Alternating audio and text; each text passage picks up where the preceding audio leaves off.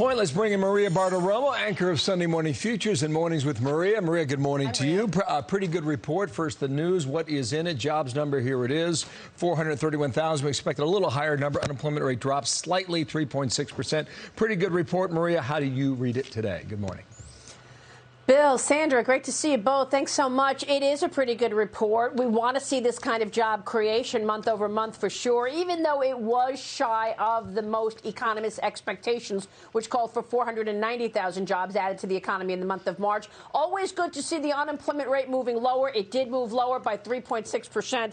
My issue with this report is a big portion of the jobs created in the month of March were low-paying jobs. You're talking about jobs in leisure, hospitality, retail. These are low-paying jobs, and if you zero in on the data behind the headlines in this report, we see that wages moved up 0.4%. This is not keeping up with inflation year over year. You're talking about wages moving up about 5.5%. As you both know, inflation is running at 8%. So once again, we see disposable income being zapped by the cost of inflation, and that is evident in this report. Also evident in this report is an increase in the participation rate. The participation rate increasing up fractionally to a level of 62.4. That's good that more people are coming back to work, but it also suggests that some people are realizing they have to get back to work to deal with the inflation numbers. So again, good job growth, good indication for the economy, does not take away the worries about recession, does not take away the worries about inflation, which remain at 40-year highs, guys. You know, we would normally, Maria, historically be celebrating the fact that average hourly earnings over the past 12 months are up 5.6%. That's great for the average American worker if it weren't for inflation at 7.9%. Right. So everything more that the American worker is earning is getting wiped out by the high price of just about everything. And Maria, you dig into all of this, and now you see the answer to these sky-high gas prices to tap the Strategic Petroleum Reserve, and we all know that is putting Band-Aid on a problem. Even just in the most recent releases, we've only seen prices continue to go up after the release of those reserves. So what is this move on the part of the White House?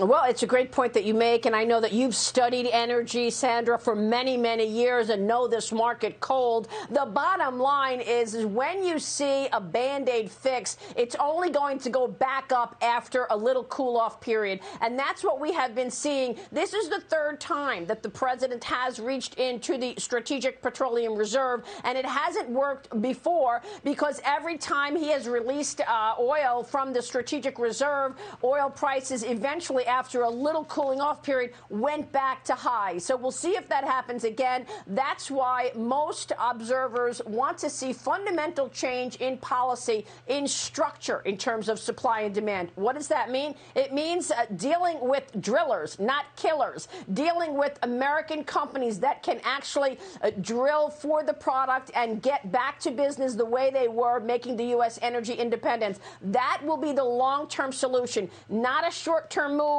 that may pressure prices lower over the near term, but longer term, we see a reversal to back up to elevated prices because of those supply-demand dynamics. Yeah, just one last point here, and the president tried to explain it yesterday. I'm just reading from the Newsweek piece.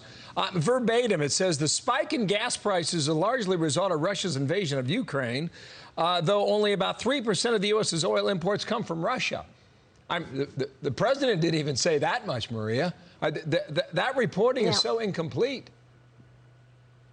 It's totally incomplete, and it is impossible to say that the reason gasoline prices are where they are is because of Putin, COVID, the oil companies, whatever you want to say. No, we look at the inflation timeline that we went back and showed throughout the show this morning on Mornings with Maria on Fox Business, and you can clearly see that when President Biden took office, the inflation rate was at 1.4%. By March of that year, when he signed into law the COVID relief package, it was up to 2.6%. 6.6%.